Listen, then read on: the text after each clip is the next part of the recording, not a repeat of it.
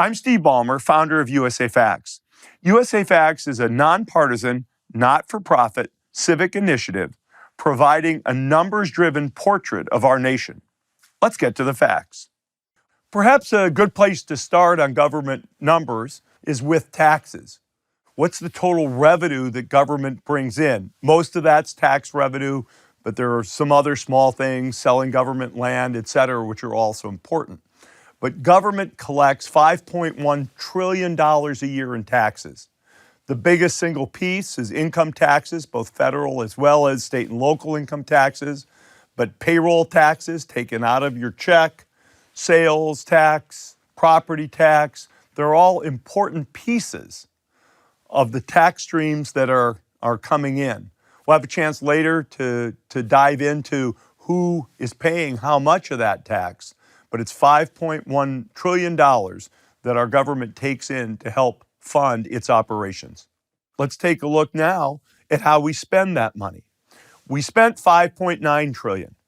Now, some of you will do a quick piece of math and say $5.9 trillion is a lot more than $5.1 trillion, which of course it is. Our country runs a deficit. We'll talk about that in a minute. But what do we spend that money on? And really, there's 8 things that comprise 86% of what our country spends. And in fact, if you include transportation and infrastructure, which has been in the news recently with the House and the Senate and the President coming together to agree, you get to 90% of everything we spend. Number one, programs for the disadvantaged like Medicaid that helps folks that are born into or are living in more disadvantaged situations to support themselves.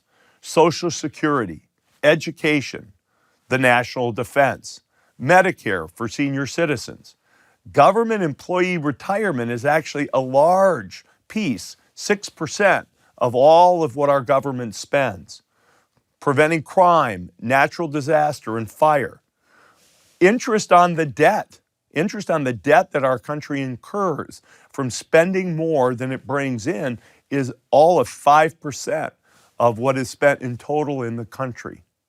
I said we get another 4% out of infrastructure, roads, airports, ports, and then everything else our government does. Housing regulation, auto regulation, investment in research, in our health research, in technology research, the courts, all the rest of what we do only comprises 10% of all that is spent.